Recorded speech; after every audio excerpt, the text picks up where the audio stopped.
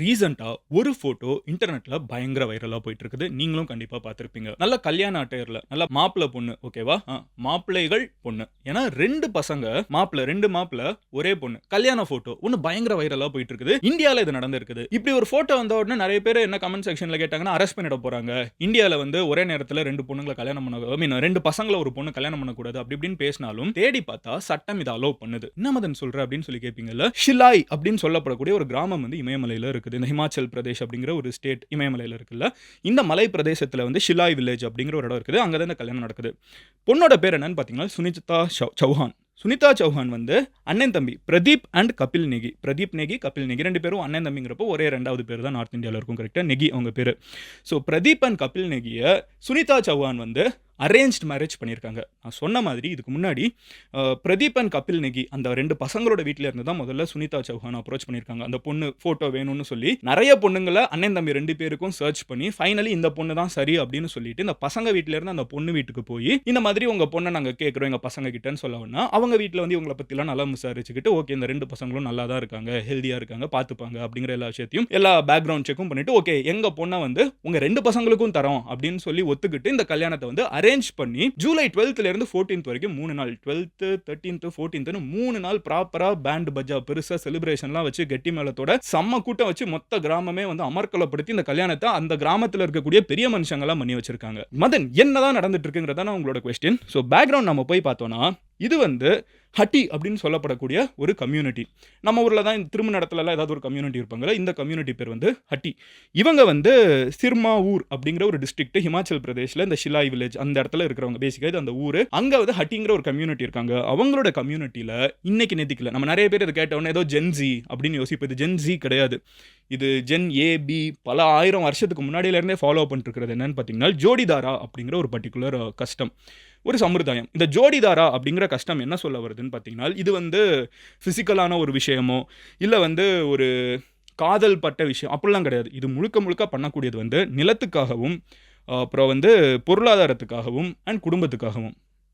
புரியலேன்னு தானே யோசிக்கிறீங்க. So ஜோடிதாரா system என்ன பண்ணுதுன்னு பார்த்தீங்கன்னா இந்த மலை பிரதேசத்தில் ஹிமாச்சல் பிரதேஷ் மாதிரி இடங்களில் வந்து நிலம் வந்து பிரிப்பாங்கல்ல கல்யாணத்துக்கு. ஐ மீன் ஜென்ரலாகவே நிலத்தை பிரிக்கணும். அண்ணன் தம்பி நிறைய பேர் இருக்காங்கன்னா நிலத்தை வந்து பிரித்து கொடுக்கணும் கரெக்டாக. ஒரு அப்பா இறந்துட்டார்னா சொத்து பிரிக்கணும்னா பிரித்து கொடுக்குறப்ப என்ன ஆகுதுனால் மலை பிரதேசங்கிறப்போ எல்லா இடத்துலையும் நம்ம வந்து பயிர் வைக்க முடியாது. இந்த ஹட்டிங்கிற கம்யூனிட்டி வந்து விவசாயம் ப்ரிடாமினண்ட்டாக பண்ணுறவங்க. மலை பிரதேசத்தில் விவசாயம் பண்ணுறவங்க. ஒரு பெரிய நிலப்பரப்பு இருக்குன்னா மலை பிரதேசம் கொடைக்கானல் ஊட்டி போகிறப்பெல்லாம் நம்ம பார்த்துருப்போம். அதில் வந்து பாதி இடம் கல்லாக தான் இருக்கும், கொஞ்சம் இடம் தான் மண்ணாக இருக்கும் கரெக்டாக. ஸோ அந்த அண்ணன் தம்பிக்கு வந்து நம்ம பிரித்து கொடுக்குறோன்னா இந்த கல்லாக இருக்கக்கூடிய ஒரு பர்டிகுலர் இடம் இருக்குல்ல, அந்த இடம் வந்து ஒரு ஃபேமிலிக்கு ஒரு பர்சனுக்கு போயிடுச்சுன்னா அவங்க எப்படி அதை மேனேஜ் பண்ண முடியும்? அவங்க அதை மேனேஜ் பண்ண அதில் வந்து விவசாயம் நடத்த முடியாதுல்ல. ஸோ அவங்க என்ன முடிவு பண்ணுறாங்கன்னா இந்த ஹட்டி அப்படிங்கிற கம்யூனிட்டியோட எல்டர்ஸ் என்ன முடிவு பண்ணுறாங்கன்னா இவங்க யாருமே வந்து அண்ணன் தம்பி வந்து பிரிஞ்சு போகிறதுக்கு வாய்ப்பே இருக்கக்கூடாது. அண்ணன் தம்பிக்குள்ளே ஒரு ஈகோவே இருக்கக்கூடாது. அப்போ அவங்க ஈகோவையும் க்ரஷ் பண்ணணும். அட் த சேம் டைம் ஏன்னா அப்போ தானே நிலத்தை பிரித்து கொடுங்க அப்படின்லாம் சொல்லி கேட்பாங்க. ஸோ அதையும் சால்வ் பண்ணணும். அட் த சேம் டைம் நம்ம வந்து இந்த நிலத்தை வந்து பிரித்து கொடுத்து சொத்து வந்து பிரிஞ்சு போகவும் கூடாது.